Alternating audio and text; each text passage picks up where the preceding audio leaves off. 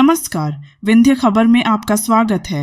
रीवा जिले में अवैध प्लाटिंग का धंधा इतनी बेशर्मी से फल फूल रहा है कि जमीन माफियाओं को अब नियम कानून तो क्या, प्रशासन का भी कोई डर नहीं रह गया। और क्यों डरे? आखिरकार इन्हें जब नगर निगम के अधिकारियों का भरपूर संरक्षण जो मिला हुआ है।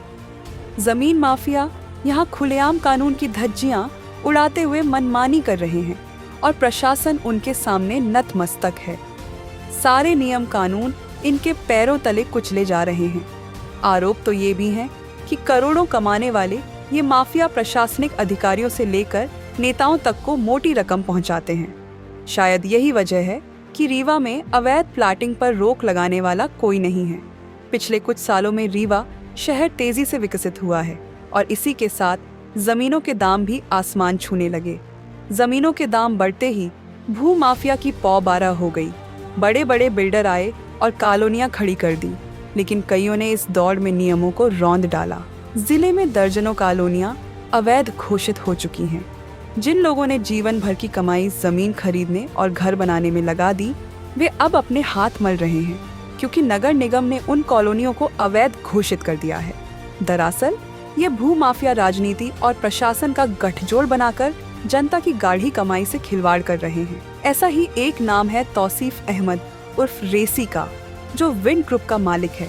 विंड ग्रुप जिसके 3 चेयरमैन हैं, पहला तौसीफ अहमद उर्फ रेसी, दूसरा इनकी पत्नी साबिहा बनो और तीसरा अशोक सिंह। चोरहटा में इस कंपनी ने 20 एकड़ जमीन पर अवैध प्लाटिंग कर रखी है। यही नहीं, शहर के अन्य हिस्सों में भी बिना अनुमति के अवैध प्लाटिंग का धंधा बड़े शान से चल रहा है। आरोप है कि तौसीफ खान और उसके जैसे कई भू माफियाओं की सोशल मीडिया पर नेताओं के साथ तस्वीरें वायरल होती हैं और ये उसी का फायदा उठाकर नियम कानून को ताक पर रख देते हैं। चोरहटा में चल रही अवैध प्लाटिंग को लेकर नगर निगम द्वारा 15 मई 2024 को एक नोटिस विंड ग्रुप के चेयरमैन तौसीफ अहमद उर्फ रेसी को जारी हुई, जिसमें 7 दिन का समय दिया गया और नियम का उल्लंघन करने पर उचित कार्रवाई के लिए निर्देशित किया था। लेकिन नगर निगम से ऐसी क्या डील हुई, या फिर यहाँ के महापौर से की इन नियमों को अनदेखा कर दिया गया। और हो सकता है कि भारी कमीशन नगर निगम के अधिकारियों को दे दिया गया हो, जिससे यह मामला दब गया। इसके बाद फिर 28 अक्टूबर 2024 को नोटिस दिया गया, जिसमें 15 दिन का समय दिया गया और यह कहा गया कि 15 दिन में अवैध कॉलोनी नहीं हटाई जाती तो नगर निगम खुद उस कॉलोनी को उखाड़ने का कार्य करेगा। लेकिन आज तो महीने हो गए, अवैध कॉलोनी भी वही है और ये भूमाफिया भी। क्या केवल दिखाने के लिए नोटिस दिया गया था, या फिर हो सकता है कि नगर निगम में भारी कमीशन पहुंचा दिया गया हो।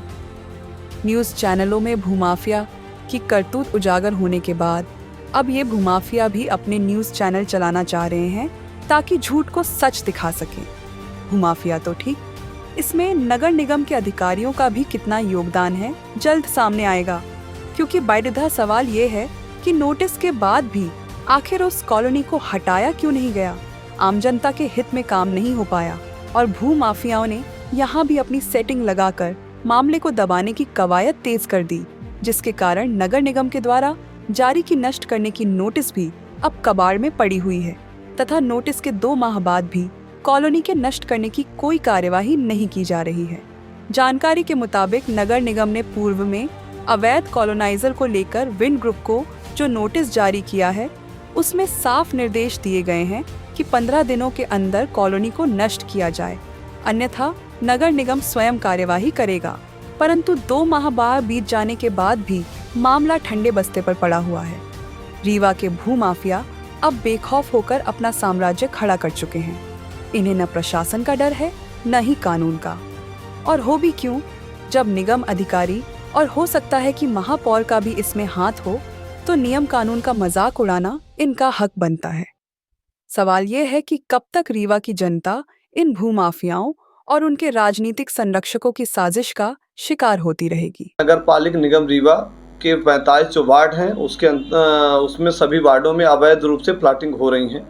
इस विषय को लेकर हमने माननीय महापौर माननीय आयुक्त रीवा संभाग रीवा, माननीय आयुक्त नगर निगम और माननीय कलेक्टर महोदय अनुविभागीय अधिकारी को पत्र लिखकर और वैधानिक रूप से जो शासन के रेगुलेशन है कि 45 वार्डों में रीवा से रीवा, रतहरा, करहिया, चुराहटा या बिछिया, निपनिया, ये सभी क्षेत्रों में अवैध रूप से जो प्लाटिंग चल रही थी, अनुभाग रीवा के भी अंतर्गत जो अवैध प्लाटिंग चल रही थी, इस विषय को लेकर हमने टीएनसीपी रेरा डायवर्सन लागू है।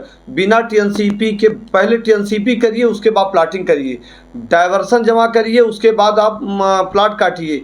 यहाँ पर रेरा एक्ट 2016 के नियम जो लागू हैं उसको आगे क्रियान्वयन करिए, लागू करिए, उसके बाद जो भी है वो करिए, रेगुलेशन के अंतर्गत करिए। पर हमने कई बार आवेदन आपके सामने दिखा दे रहे हैं कि हमने कई आवेदन दिए हुए हैं। ये नगर निगम कमिश्नर साहब को, माननीय महापौर साहब को हमने आवेदन दिया है कि लगातार करहिया पर, चुराहटा पर, बिछिया पर, रतहरा पर शासन के नियमों के विपरीत लगातार अवैध रूप से प्लाटिंग की जा रही है, जिसमें शांति इंफ्रा करके जो है उनके द्वारा जो उपेंद्र सिंह हैं, इसके बाद करहिया में राजस्व निरीक्षक तहसील हुजूर रीवा में जो भूमि खसरा क्रमांक 363, 366 आराजी के तौफीक उनका खान साहब उनका नाम है, इस प्रकार की वो प्लाटिंग कर रहे हैं। रतहरा में एक भूमि 110 एकड़ है, जो वह भूमि सीलिंग एक्ट की भूमि है, जिसका मुकदमा राजस्व न्यायालय में आज भी चल रहा है, रेवेन्यू बोर्ड में चल रहा है। उस जमीन को कूट रचित अन्य दस्तावेजों के माध्यम से आपने अखबारों में, प्रिंट मीडिया में देखा होगा, वो लगातार चल रहे हैं। इस हादसे की जानकारी आ रही है। तो इसी प्रकार बिना टीएनसीपी के, बिना रेरा के, बिना डायवर्सन के बिछिया में विंड एक ग्रुप है, विंड ग्रुप के द्वारा लगातार उस ज़मीन को विक्रय, हम ये कहते हैं कि यदि टीएनसीपी नहीं है तो कैसे परमिशन मिल जाती है। माननीय मंत्री जी जो मध्य प्रदेश सरकार चलाते हैं, मध्य प्रदेश सरकार के उप मुख्यमंत्री हैं, जिनके संचालन संधारण में प्रदेश चल रहा है, उनके द्वारा वो शांति इंफ्रा में जाते हैं, उसका उद्घाटन कर देते हैं। तो उद्घाटन करने से क्या कॉलोनी वैध हो जाएगी? इसी प्रकार कल एक समाचार पत्रों में बड़ी बड़ी होर्डिंग है कि एक समाचार उनके द्वारा संचालित किया जा रहा है कि विंड ग्रुप के द्वारा संचालित किया जा रहा है, जो ग्रुप हैं, तो क्या उसके उद्घाटन, कंपनी के उद्घाटन के बाद क्या वो सब वैध हो जाएंगे? तो लगातार फर्जी, अवैधानिक तरीके से, नियम विरुद्ध तरीके से, बिना टीएनसीपी के, बिना रेरा के, बिना डायवर्सन के रीवा 45 वार्ड अनुभाग रीवा में प्लाटिंग करके विक्रय की जा रही है। इस आशय के हमने कई बार पत्राचार कर रहे हैं, ये हमने आवेदन दिया है, हमने आराजी तक का मेंशन किया है, हमने लिखा है कि 45 वार्डों में नियम विरुद्ध तरीके से प्लाटिंग हो रही है। क्या माननीय मंत्री जी के उद्घाटन कराने के बाद क्या कॉलोनी वैध हो जाएंगी? तो इस प्रकार क्या कॉलोनियाँ वैध हो रही हैं? उनकी सभा करने से, क्या उस क्षेत्र में सभा करने से, क्या उनके उद्घाटन करने से, क्या उनके कार्यालय के उद्घाटन कराने से क्या कॉलोनियाँ वैध हो जाएंगी? तो हमारे मानना लगातार कि उपेंद्र सिंह जी, विंड ग्रुप, रतहरा, यहाँ अवैध रूप से पूरे 45 वार्डों में अनुभाग रीवा में अवैध रूप से प्लाटिंग हो रही, यहाँ तक कि नदी नाले विक्रय किए जा रहे हैं। तो इस आशय के हमने कई बार आवेदन दिए हैं। हमने माननीय आयुक्त महोदय रीवा संभाग जहाँ एफआईआर लिखानी चाहिए, जहाँ रजिस्ट्री पर रोक लगानी चाहिए, रजिस्ट्री पर रोक लगा देनी चाहिए कि जब तक टीएनसीपी रेरा डायवर्सन नहीं हो जाते हैं तब तक किसी प्रकार का विक्रय नहीं किया जाएगा। तो लगातार विक्रय हो रहे हैं, लगातार शासन के नियमों की अनदेखी हो रही, सीलिंग एक्ट की भूमि विक्रय हो रही है। लगा आपने अभी बीते दिनों अनुविभागीय अधिकारी से आपकी मुलाकात हुई, क्या कुछ बात हुई? अधिकारियों क्या कुछ कहने? देखिए, अनुविभागीय अधिकारी आयुक्त नगर निगम रीवा को हमने इस आशय का एक पत्र दिया है कि जो अवैधानिक प्लाटिंग हो रही है उस पर एफआईआर दर्ज की जानी चाहिए। ये जो अवैध कॉलोनी करके प्लाट काटे जा रहे, कच्ची प्लाटिंग बनाई जा रही, बिल्डिंग बनाई जा रही, बिल्डिंग के परमिशन का हम कहते हैं विंड ग्रुप द्वारा जो प्लाटिंग की जा रही है उसमें रूम भी बनाए जा रहे हैं, उसकी परमिशन किसके पास है? यदि भवन बनाए जा रहे हैं तो भवन की अनुज्ञा किसने दी है? भवन की परमिशन किसकी है? और प्लाटिंग की परमिशन किसके पास है? तो यदि आपने रोड बना ली है तो टीएनसीपी और जो रेरा है, जो डायवर्सन है, तो क्या आपने किया? यानी आप प्लाटिंग कर लेते हैं, जब इस बात की शिकायत होती है तो आप कहने लगते हैं कि किसी मंत्री जी को, किसी वरिष्ठ अधिकारी को या किसी को बुला लिया जाए तो उससे वैध हो जाएगी। अवैध कॉलोनियाँ लगातार बनाई जा रही हैं, अवैध कॉलोनियाँ लगातार प्लाटिंग की जा रही, इस पर एफआईआर होनी चाहिए, जांच होनी चाहिए। चुराहटा में एक विंड कंपनी है जिसके मालिक तौसीफ खान है और ट्रेसी जी, जो कल अपने संस्था की 5वीं वर्षगांठ या कुछ कार्यक्रम करने अपने संस्था विंड कंपनी को, उसमें माननीय मुख्यमंत्री जी इनवाइट हैं और भी भारतीय जनता पार्टी कई बड़े नेता, तो क्या मानते हैं इसको? देखिए, लगातार मैं बार बार ये बात कह रहा हूँ कि अभी शांति इंफ्रा में माननीय मंत्री जी गए और उनको वहाँ की बिल्डिंग की उन्होंने वीडियो में जारी है, उन्होंने कहा कि अच्छी प्लाटिंग है, अच्छी कॉलोनी डेवलप हो रही।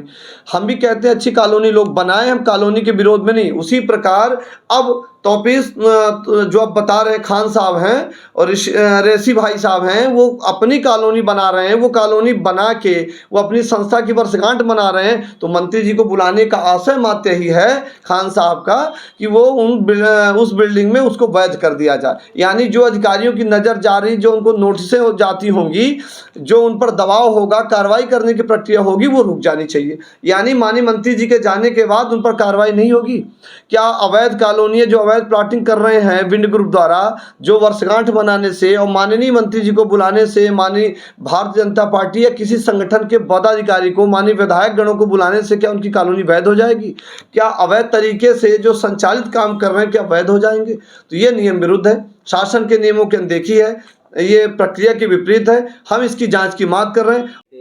कई वर्षों से और अभी लगातार शहर में ऐसे कुछ बिल्डर्स हैं जो शहर की बेशकीमती ज़मीन को बिना रेरा, बिना टीएनसीपी, बिना किसी परमिशन के, नगर निगम के अवैध तरीके से बेचा जा रहा है। तो क्या कुछ इसके ऊपर कितने लोगों को चिन्हित किया गया और क्या कुछ कार्रवाई की जाएगी? नगर निगम सीमा क्षेत्र में आने वाली ऐसी कोई भी कॉलोनी जो अवैध तरीके से डेवलप हो रही है, जिसमें जितनी भी ड्यू परमिशंस हैं, परमिशंस जो भी रूल ऑफ लॉ के तहत ली जानी चाहिए वो नहीं ली जा रही हैं, उसमें नगर निगम को निर्देशित किया गया है कि वो ऐसी अवैध कॉलोनियों का चिन्हांकन करें और जो मध्य प्रदेश कॉलोनाइजर एक्ट है उसका तारतम्य में उसका पालन सुनिश्चित करें, और कोई भी यदि अवैध प्लॉटिंग या अवैध कॉलोनाइजेशन करता है तो उनके विरुद्ध सुसंगत जो धाराएं हैं उनमें कार्रवाई करें, जिसमें सबसे पहले कार्रवाई करने के लिए उसमें एफआईआर करना ज़रूरी है, तो वो नगर निगम को निर्देशित किया गया है। सेम प्रकार की व्यवस्था जो है वो नगरीय सीमा के बाहर संबंधित एसडीएम जिसमें प्राधिकृत अधिकारी हैं कि वो अपने अपने क्षेत्र में ऐसी जगहों का चिन्हांकन करें, और यदि कोई अवैध कॉलोनी कहीं विकसित होती पाई जाती है तो वहाँ पर कार्रवाई करें।